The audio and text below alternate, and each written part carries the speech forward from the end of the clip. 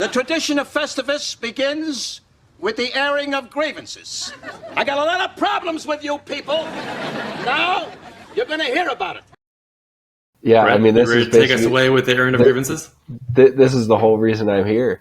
I'm not going to say I think the league sucks, but I think having 10 teams in the league sucks. And I think the way that our rosters are set up. So, like, we'll just put it this way. I'm going to throw some numbers at you. And it might get a little hectic for a minute, but in our league, there's 10 teams, and there's, if you don't count kickers and defenses, 15 roster spots on each team. So there's 150 skill players across the league that need to get distributed amongst those 10 teams. If you go to like a 12-team league with a regular roster, 12 teams, 13 available roster spots, 156 players distributed across those teams. So basically, we're pulling from the same pool of players, but there's 2 less teams to pull from. So what that means is every team is stacked, right? Like if outside of Chris's dog shit team, if you look across the league, every team is stacked and everybody's bench is deep. And so what that means is, and I think we've seen this historically, I don't know if you disagree with me, Tim, there's not a lot of room for movement. We talked about it with the waivers, but like you mentioned it with Jordan Mason. Christian McCaffrey goes down. Jordan Mason's rostered because there's 7 bench spots and somebody drafted him. And so there's, you don't get the big waiver ads. You don't get a lot of trades because like I flow the Derrick Henry thing out there. Okay, I'm looking to move Derrick Henry, maybe get an upgrade at wide receiver. It's a lateral move for the entire league because they don't need to do it. They have every roster spot figured out. Like even if you look at my team, if you say Keenan Allen's healthy, what am I upgrading? Jamar Chase, Zay Flowers, Keenan Allen, and who's my other wide receiver? Oh, Debo. So if those guys aren't injured, what do you got? 4 spots? Like that's a stacked wide receiver room. There's no room to there's nobody to trade with. So I just think 10 team in general is bad. I think just because you get too many good teams, and then I think the way to compensate for that would be to have smaller benches so that there are better players on waivers and there's freedom to, go grab a guy like Jordan Mason and he's available. But what happens is the whole emphasis in our league is on the draft. And if you fuck the draft up, then you're fucked for the whole season. And if you have a good draft, like I bet if you looked at the winners from the last few years, their starting rosters would be 90% players they drafted. Every year there's like maybe 1 or 2 guys that were league winners that you pick up. But for the most part, you draft your team and then everyone kind of sits on their thumbs and they don't need to make trades and they don't really need to add a lot of guys. And their starting rosters are pretty much set outside of, some injuries and whatever. So I think for me, I think I like the roster building and I like looking at trades and I like, trying to find who's the sneaky guy to add. And just none of that's really there because if I look at trades in our league, I'm like, why is Tim going to trade, any of his players for like a depth tight end for a week? Because he doesn't need to, there's no impetus. And that's why, I'm sure you talked about last week. I threw a ton of money on Isaiah Likely. I don't know. Why not? What else am I doing with that fab? Like, there's not going to be, Christian McCaffrey goes down, so Jordan Mason's there. Like, he's on my team, but Blake Corum's roster, right? I have Tank Bigsby, but if Etienne goes down, okay, he's there, but Dearness Johnson's going to grab some carries. So there's just the players are spread out to all the teams already, so there's no room for improvement. We're definitely a deeper league in terms of the bench, for sure. We added the extra spots once the keeper aspect came into play. And I think that you mentioned these people who, like Jordan Mason's already secured. He needed to be. Honestly, Katie should have drafted them, and that was a mistake at the draft, not getting CMC's backup when you own CMC. But that's neither here nor there. Sure. I think a lot of the people you're talking about are players who, if it wasn't for keepers, probably wouldn't have been drafted. And we probably would have filled our bench spots differently and taken players who maybe we call them middling, but they're going to be solid. They're not going to be boom bust. They're not going to be a breakout person, but they're going to be a steady 10 points all year long. But I think with the way this league has changed over the years, I think we've recognized that when teams are putting up 170 points over the course of the week, that shooting rounds 10 and later for the guys who are going to get you 10 points each week isn't a winning strategy. And you have to forsake that and go after who could make that jump this year, who can make that leap, or B, go after rookies late who are going to be better keeper value for you next year. So I think that a typical league, as the season goes on, you start seeing those rookies now being picked up off waivers because nobody's going to hold them for the first 8 weeks and let them get better. But because of the way our league is set up, it definitely diminishes waiver additions later in the season, because you either have to get them at the draft early, late, and just forsake the 10-point guys, or B, somebody breaks out week 1 and you're dumping your fab to go for it. I think it's just a strategy aspect.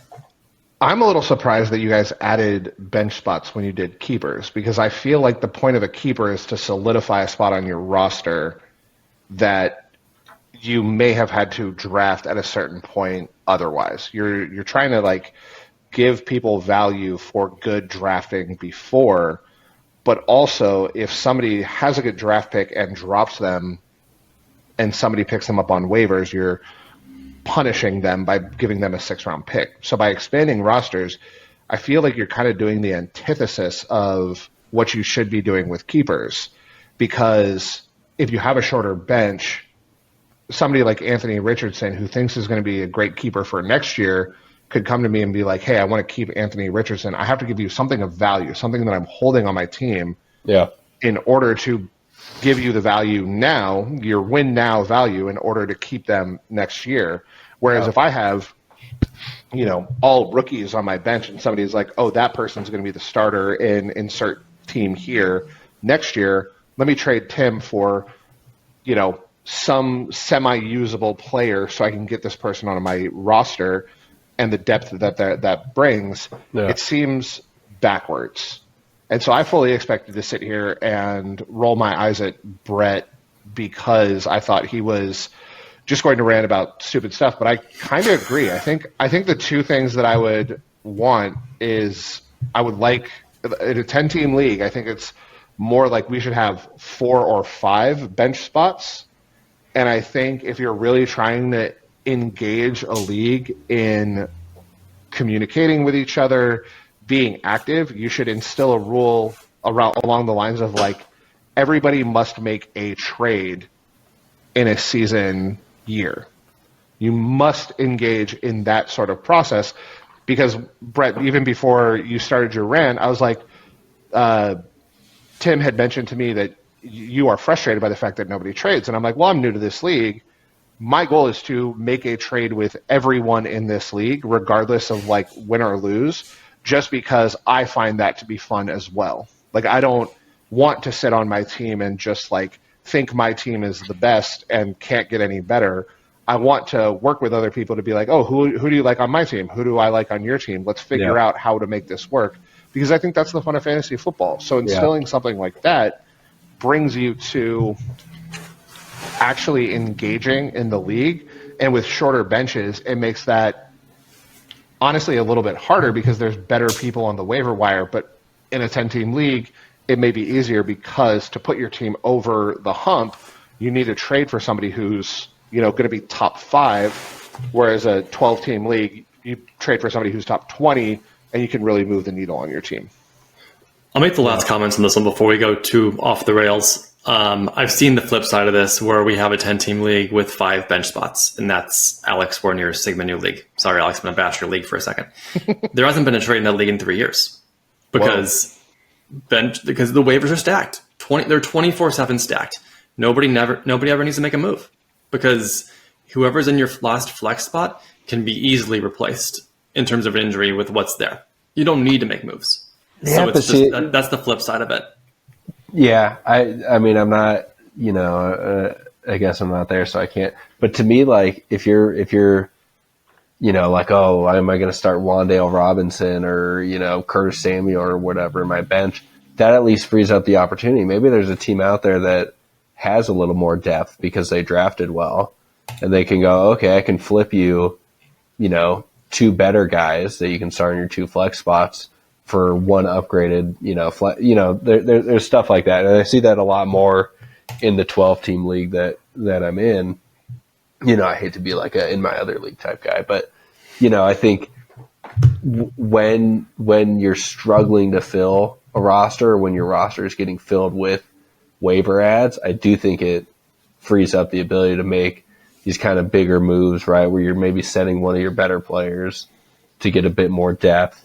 And you just, in this league, you don't really need to do that. I think injuries, you don't want to root for them, but they help, right? Because teams get thinner and, needs appear. But I think last year I basically, my team sucked, but I kind of run what you brung. And they're outside of, I think the keeper helps. I think Lizzie and I made that trade towards the end of the year, but even that is just kind of like a handshake, okay, I can't keep Amon-Ra, you can't keep Jamar Chase, so let's swap them and do a pick swap. And it's kind of just almost a nothing trade because it just keeps these keepers around, but it's match value for match value. So I think I know Tim's trying to move on. Yeah. Oh, no, it's fine. But Brett, what is be solutions oriented? What is the thing that you're hoping to see from this league in order to bring this along? I agree. I think it'd be cutting the bench down. I think starting with, let's say 5 bench spots instead of 7. I think that would help. We've also shown, a good ability to add people. And, I think we could flirt with the idea of adding teams as well. I don't know how that'd work with keepers. Actually, I do know how it'd work. It'd be easy. Let them, everyone sets their keepers, and then the new teams get a pick from everyone else's keepers, and then that's their keepers or something, right? We'd have to see. We definitely burned through our backups in terms of pulling new people in the league this year. I have nobody else left in the pipeline at this point, so hopefully nobody leaves. Yeah. And I think that the 12-team league is a different dynamic in terms of the approach that you have for it, and the strategies are different, obviously. Yeah. So I wouldn't be opposed to adding teams to it. Cutting to 5, I'm never going to admit to that one because I've seen the awful flip side of it, where it's just such a bad scenario. But is this part of why I went deep on benching as well was because nobody had keepers and everybody drafted rookies, and then you think that you're drafting for keepers, but then on a week 2 where injuries hit, you just can't, and they all got dropped. Yeah. So people were just getting upset that they didn't have anybody viable to keep because things came up, and if they want to compete on that year, you just can't hold them on your bench forever.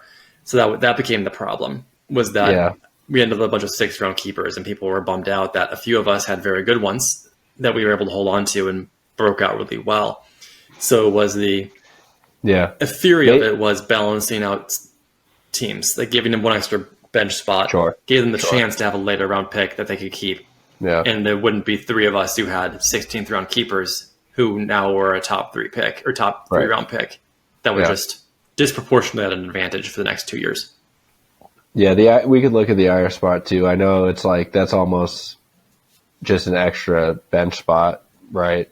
I used it 2 years ago. I just held Calvin Ridley there when he was suspended for the whole year on IR, right? So that's another player that, is out of that talent pool that, it's just free, right? I don't have to think about it all year. Yeah. So let's move on, but I hope the league listens to this one, and Tim, push people to at least listen to Brett's rant and weigh in, because I'm curious what everybody else thinks. But in the danger of letting this run way too long, let's get to the Week 3 preview so we can end this podcast in the next couple minutes. Well, before that, Brett, we have an advertiser again. We have words from the sponsor coming in here. So hopefully it's a little more exciting for Brett Johnson this week than last week, where he just got bashed by the ad.